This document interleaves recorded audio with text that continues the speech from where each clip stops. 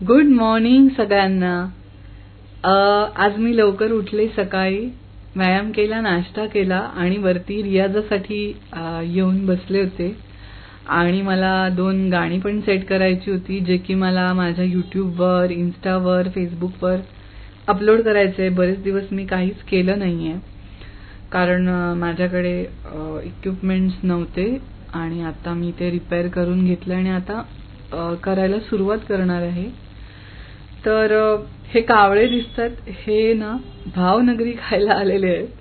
आमच्या शेजारचे दररोज त्या कावळ्यांना भावनगरी टाकतात. तिथे कबुतर पण येतात, चाण्या पण येतात, चिमण्या पण येतात, मस्त सकाळी ओरडत असतात. त्यामुळे मला वरती रियाज करायला खूप आवडतं, म्हणून मी वर येऊन बसते नेहमी.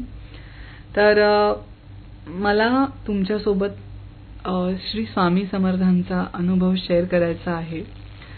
माझी बहीण मला म्हणाली होती, कारण माझे तेव्हा खूप प्रॉब्लेम्स चालू होते, 2 वर्षापूर्वीची गोष्ट.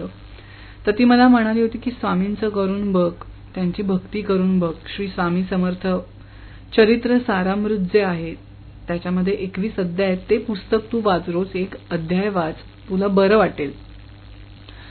तर जोपर्यंत आपल्याला अनुभव येत नाही ना, तोपर्यंत आपण विश्वास ठेवत नाही, मी तरी ठेवत नाही. तर तिने सांगितल्यानंतर मी ते YouTubeला सर्च केलं, तर तिथे मला ते काही मिळेना. मी गुगल क्रोमला सर्च केलं, ते पेजेस आल्या पण माझ्याकडनं कशाच त्या डाउनलोड होईनात, नाही मला ते शेवटपर्यंत मिळालं. तर मी तिला म्हटलं पण की अगं ते डाउनलोड नाही होत आहे ऑनलाईन, मला मिळत पण नाहीये. तर त्याच्यामध्ये 2 दिवस गेले माझे. त्यानंतर मी सहज ना माझं कपाट शोधत होते, तर आतल्या खाणात मला एक पुस्तक मिळालं. कारण आम्ही तिथे शेतघरात शिफ्ट झालो होतो. आमच्या कुडाळच्या घरातून आम्ही ओरोसला शिफ्ट झालो होतो, त्यामुळे बऱ्याचशा वस्तू घरी राहिल्या होत्या, थोड्याशाच इथे होत्या आणि एक जुनं कपाट तिथे आम्ही ओरोसला ठेवलं होतं. तर त्याच्यामध्ये मी काहीतरी शोधत होते आणि मला एक पुस्तक मिळालं. तर ते पुस्तक नेमकंच स्वामींच्या चरित्र सारामृताचं निघालं आणि मला ऍक्च्युली धक्का बसला की हे कसं काय पॉसिबल आहे. कारण तिथे कुठलंच पुस्तक असण्याची कुठलीच शक्यता नव्हती शेतघरामध्ये, आणि ते मला पुस्तक मिळालं.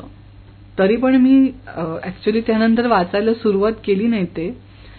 पण त्याच्यानंतर आम्ही 15 दिवसांनी मुंबईत शिफ्ट झालो आणि त्यानंतर मी ते पुस्तकातलं रोज 1 अध्याय वाचायला सुरुवात केली.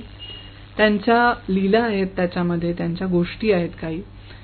तर त्यानंतर मला एक गोष्टीचा अनुभव यायला लागला, पॉझिटिव्ह अनुभव यायला लागला आणि त्यापासून मी त्यांचा जप करायला लागले. आणि ते पुस्तक आता झाले वर्षभर मी वाचतेय, वर्षभर त्यांचा जप पण करते आहे. तर हे सगळं माझ्या बाबतीत घडलं आणि मी त्यांच्यावर विश्वास ठेवायला सुरुवात केली, त्यांची भक्ती करायला सुरुवात केली. तर असं होतं सगळं. आज मी बीटची कोशिंबीर केली होती, चिंचगुळाची आमटी, बटाट्याची कापं आणि भात, आणि घरी मी बनवलेलं आंब्याचं लोणचं. तर मी जेवायला बसले. आज एकटीच होते घरी.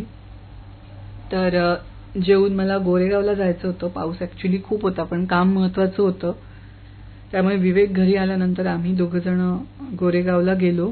मध्ये इतका मोठा पाऊस आला 5 मिनिटासाठी आणि आम्ही पूर्ण भिजलो. तरीही आम्ही निघालोच होतो, कारण काम महत्वाचं होतं. हे बघा, पूर्ण आभाळ आलंय.